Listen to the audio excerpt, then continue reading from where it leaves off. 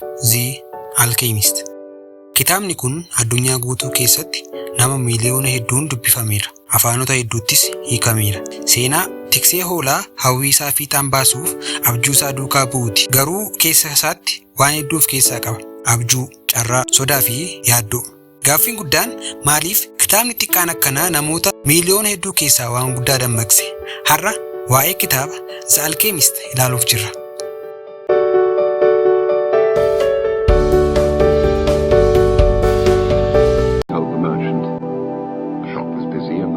The shepherd to wait until the afternoon, so the boy sat on the steps of the shop and took a book from his bag.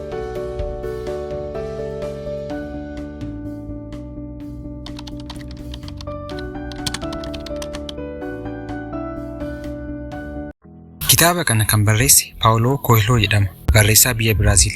The Alchemist seenaa dargaggeessa Santiago jedhamu tokkooti. Inni tiksee hoolaa ture. Garuu guyyaa tokko abjuu ajaa'ibaa tokko arga. Abjuun sun akka inni biyya isaa keessaa ba'ee gara piraamidii biyya Ijiptii deemuu qabu itti hima. Achitti qabeenya guddaa tokko akka argatu itti mul'ata.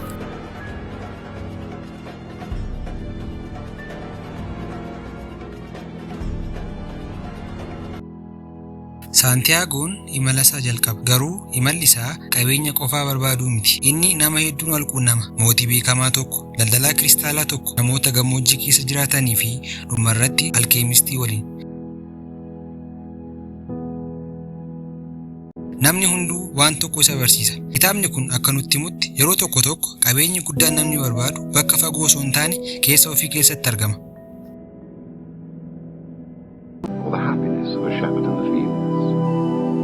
Sometimes he would comment to them on the things he had seen in the villages they passed.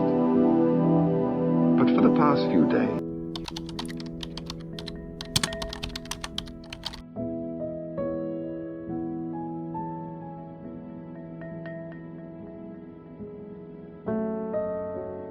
Yaadni guddaan kitaaba kanaa personal legend jedhama. Innis jechuun waamicha jireenya keetii, waan keessa keetii si waamu jechuudha. Kitaabni kun akka jedhutti namoonni baay'een yeroo ijoollummaa isaanii abjuu guddaa qabu. Garuu yeroo guddatan sodaan, hawaasni fi shakkiin isaanii abjuu isaanii awwaalu. Santiagoon taateen jireenya isaa jijjiire haasaa inni mootii Saaliin Malkiiseedeq waliin taasisedha. Wanti Malkiiseedeq isa barsiise namni kamiyyuu personal legend jechuunis kaayoo jireenyaa kan ofiisaa abjuu fiixaan ba'uu qabu akka qabu itti himee ture. Akkas jedhees itti hime. Principle of favorable jechuun milkii hogduu. Wanti jedhamu jira. Namni waan haaraa jalqabu milkiin ta'e jettee hogdiif. Innis beginner's luck isa jedhamudha. Sababni isaas humni hin beekamne kan carraa maal akka ta'e akka baruu si taasisu wayitu jira. Mo'achuun hammam akka mi'aawu sitti agarsiisa jedhee.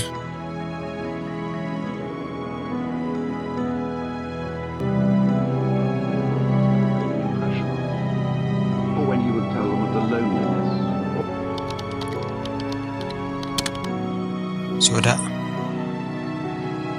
Kitaabni kun waa'ee sodaa hedduu dubbata. Yeroo baay'ee namni kufaatiin sodaatu, jijjiirama sodaata. Santiagoon yeroo hedduu gara boodaa deebi'uu danda'a ture. Garuu inni imala isaa itti fufe. Sun immoo dubbisaa keessatti gaaffii tokko kaasa. Ani hoo abjuu koo irraa fagaadheera moo hordofaan jira?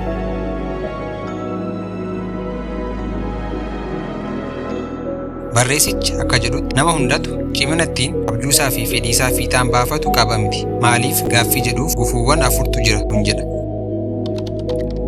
Tokkoffaa daa'imummaa keenyaa jalqabee wanti nuti godhuuf fedhii qabnu akka hin danda'amne nutti hima jedha. Yoo akkuma taanu taanee haamilee argannee abjuu keenya sana bakka walamtee baasuuf carraaqqii jalqabnu gufuu lammataa of duratti argina jedha. Lammaffaa maal gochuu akka barbaannu ni beekna garuu ni sodaanna. Tarii waan ofii kootii barbaadu duukaan bu'a jechuutti maatii koo rakkoo keessan galchaa laata jenna. Rakkoo kanas akkuma taanu taanee gaafa dabarru gufuu sadaffaatti baana. Sodaa. Sodaa waan kana fiixaan baasu.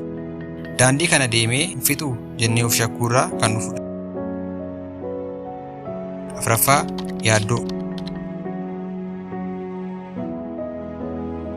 Kun gufuuwwan jiran keessaa isa caalaa balaafamaadha jedha. Barreessaan kun ofitti amanummaa kee cimsuu qabda jedha.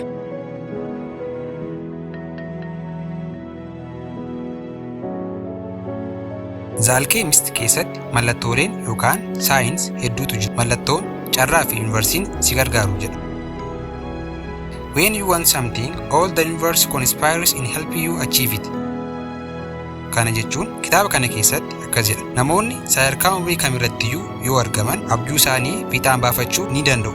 Kana gochuufis immoo yuunivarsiin isaan gargaara jedha. Sababni namoonni hedduun kitaaba kana jaallatan keessaa tokko kana. Kitaabni kun namaaf abdii kenna. Kitaabni kun afaan salphaan barreeffame. Jechoonni isaa ulfaatoo miti. Garuu yaadni isaa gad fagoo. Yeroo dubbiftu akka seenaa salphaa dubbisaa jirtutti sitti dhaga'ama. Garuu yeroo muraasa booda akka kitaabni kun si dubbisaa jirutti itti dhaga'ama.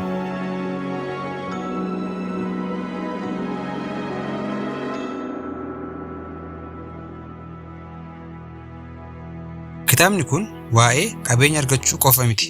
Waa'ee nama of barbaaduuti. Waa'ee sodaa keessa darbuuti. Waa'ee sagalee keessa kee dhaggeeffachuuti. Akkuma gammoojjiin guyyaa aduu fi halkan urjii qabu, jireenyis abdii fi shakkiin wal makaadha.